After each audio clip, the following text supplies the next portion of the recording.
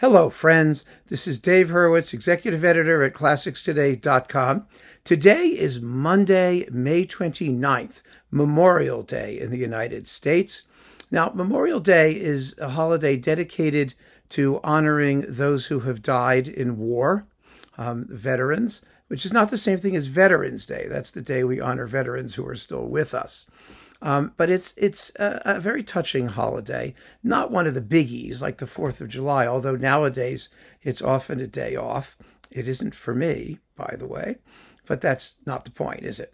I don't usually do talks about specific holidays, but I wanted to talk about this one because it gives me an opportunity to discuss a disc that's been with me for a very long time and that's given me just tremendous pleasure over the years, and that is this. Eugene Ormandy and the Philadelphia Orchestra doing Charles Ives' Holidays Symphony, which I've talked about, and I've mentioned this recording in passing and during that chat as well. It's also coupled with The Three Places in New England, which Ormandy recorded twice. I mean, just think about that for a minute. I did a talk about some interesting Ormandy recordings just very recently, but I keep coming back to these because it's just remarkable what that man did.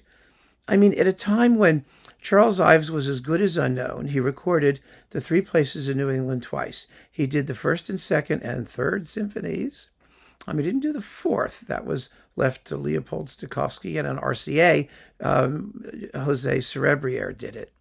But still, when you really think about it, in the 1960s and 70s, Ives was a cult figure. He had his proponents, of course, Leonard Bernstein doing the Second Symphony and The Unanswered Question and things like that.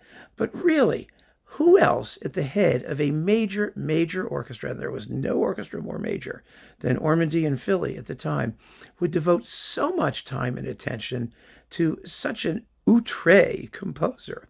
Someone who was still not getting very much respect, who was very infrequently performed and infrequently listened to. I mean, I've told this story before, but, my father came from Danbury, which is where Ives was from, and my grandfather ran the auto parts store on Main Street, and I went to Hopkins Grammar in New Haven, which was Ives' high school before he went to Yale. And so we used to do Ives things because he was a favorite son in New Haven, and the Yale Symphony would do Ives stuff, and they came once to campus when I was in high school, and they played all kinds of Ives stuff for us, and so we knew who he was.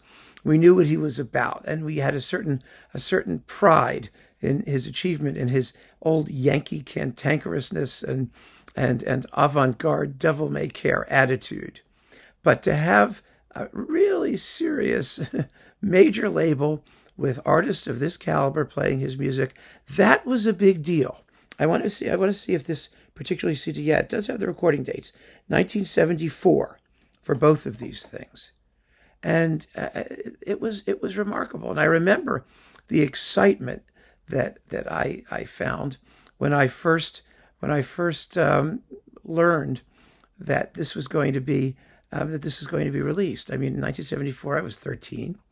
And I knew who Ives was, vaguely, but, that he had written something called a Symphony New England Holidays.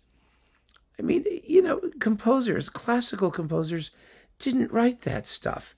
Classical composers lived over in Europe, and, they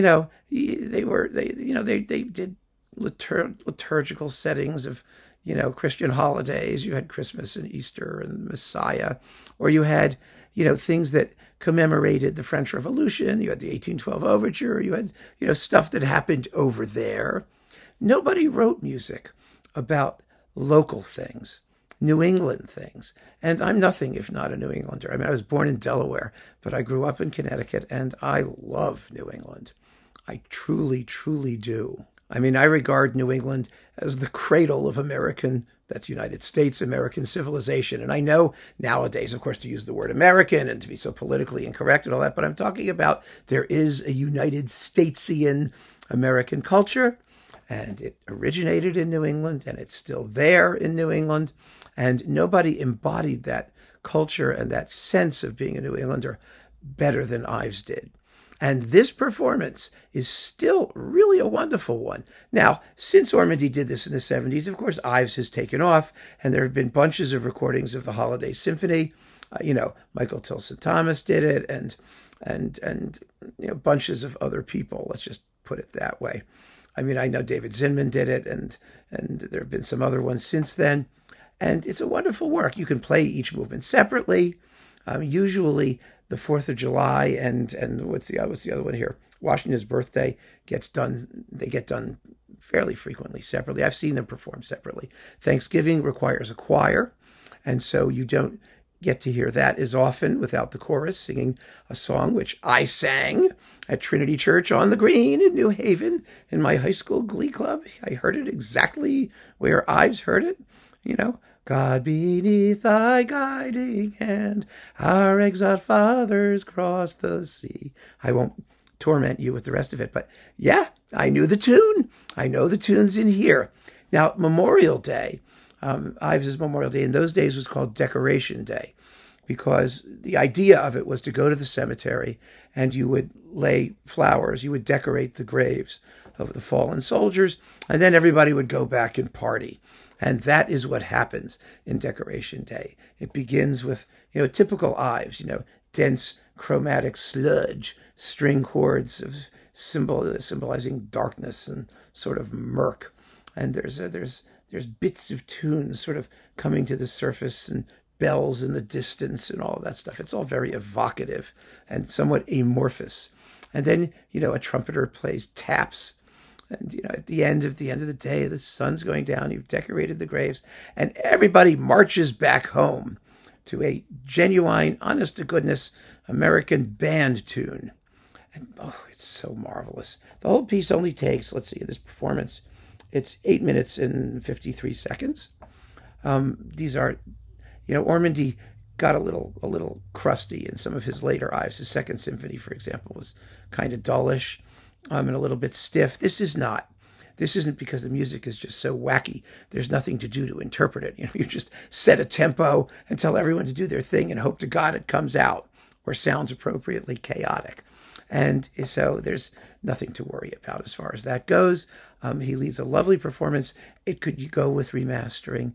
I'm hoping that Sony or whoever has the BMG stuff at Sony, BMG, whatever they are now, will do an Ormandy RCA remastered box, which we have been talking about forever. But yeah, today is Memorial Day.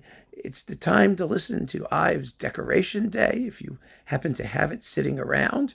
It gives you as wonderful an idea of what the day is all about as any piece of music ever can, and you will just enjoy it tremendously. I guarantee it, whether you have Ormandy's version or anybody else's. So, happy Memorial Day.